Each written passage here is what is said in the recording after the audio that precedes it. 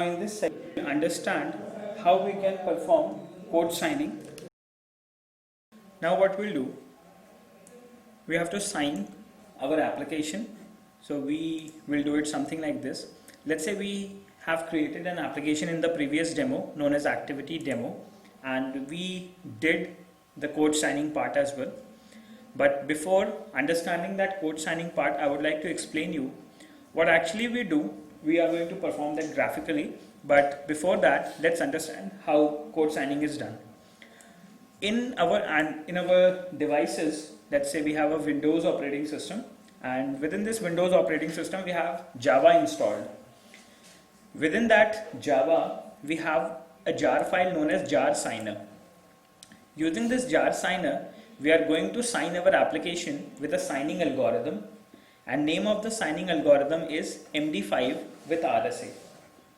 We are going to sign it with a digest algorithm, and the digest algorithm is SHA1. Then we are going to use a key store file, which is the digital signature, which we created yesterday with the name deepak.jks. Then we are going to sign an application, and we are going to provide another name for the alias.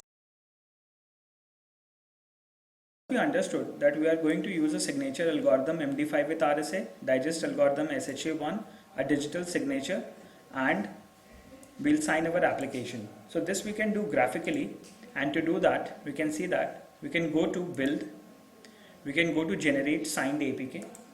Once we generate this signed APK, we can see that we have got deepak.jks selected. This was the Java key store which we created yesterday.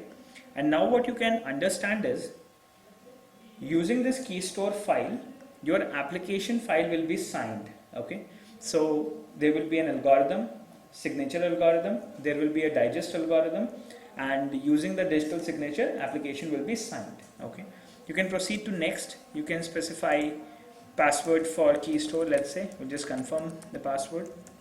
ABCDE 1 2 3 4 5 was the password for our digital signature. We can go next. We can confirm the password again. We can go next, and now we can simply sign our application. Now once the application is signed, then what we can do is we can understand where this digital signature has gone. So what we can do is we can perform some reverse engineering on this application using APK tool, and we can see that where is this signature file. So what we can do is, once the application is signed, we are going to perform analysis on this APK file, and we will see where the digital signature is. After signing we'll analyze our APK file which has been generated. So our APK file has been generated within this directory C. Name of the application is activity demo, and within this activity demo, within the app directory, we have our APK file known as app_release.apk. So now if we extract this file using WinRAR archiver, let's extract to a directory, and let's say I'm going to extract that into app release directory. So once we have extracted this, you can see that your Android package kit is a collection of the following information. Okay, so within your app release directory, you have meta information, your manifest file, this is your classes.dex which contains your Java code, and this is resources file. So you can go to meta information, and herein you can see that you have got the RSA certificate because you have signed it with MD5 with RSA. You can open it with Notepad or something, and you can see that at the moment it's in binary state. Okay, and it contains some information like Devanshu Shukla is here, Hackveda is here, VMDD Technologies. So whatever information we have provided in the digital signature, you can see that the text part is being displayed here. Clear? Okay. So what we can do is we can read the digital signature as well once we decode this application. So what we can do is, this was extraction of the APK file. We can perform more analysis on this APK file, and let's say I'm going to rename this to, let's say, activity demo1.apk, and I'm going to analyze this apk file. To analyze, in our machine we have a program known as apk tool. So using this we are going to perform analysis on the apk file.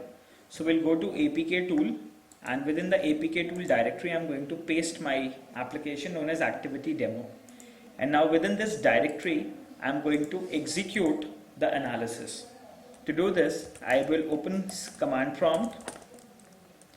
This is a way of reverse engineering an Android application. So what we can do is, at the moment we'll go to the directory, let's paste the path. Within this we are going to perform apk tool, and we have our application known as activity demo1.apk, which we are going to analyze. Before analysis, you can see that the application activity demo, whatever the files were, they cannot be read at the moment. Every file is like a binary file. You cannot read the contents, okay? But after analysis, after reverse engineering, you will be able to get all the files in plain text so that you can read, understand, modify and package it again. So now what we can do is, let's say we are here in activity demo1.apk. So I'm going to analyze it using apk tool. apk tool is an Android application reverse engineering tool. So we can use apk tool. We can decompile using the option. We can provide name of the application which we want to decompile, activity demo1.apk. So let's press enter. Now decompilation of this activity demo1 will be done. Once the decompilation is done, we are going to understand what we will get. Decompilation has been done, so we'll go to the reverse directory again, and within this apk tool we'll get the directory known as activity demo. A directory has been created, and within this directory now you can see that we have got the original information here. So what we can do is, you can see that we have got a YML, we have got a Smally. Okay, so Smally is your reverse assembly. You have resources, you have a directory known as original, and within this original you have the meta information. You can open that meta information and you can edit that with Notepad. At this moment the signature is somewhat like this, okay, wherein we get the information. But if we come here, this was the original manifest which was decompiled, which was not decompiled. So what I will do, I will go to this manifest file here, and I can open my manifest file here. We can open it with Notepad or something,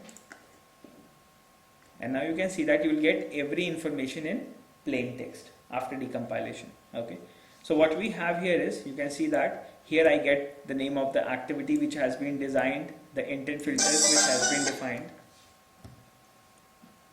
Okay, now so this is how you can see that we can decompile an application and we can get all its information.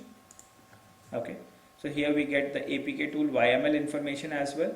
So YML information defines information about your compression type, your framework, your minimum and maximum SDK version on which your application will be running.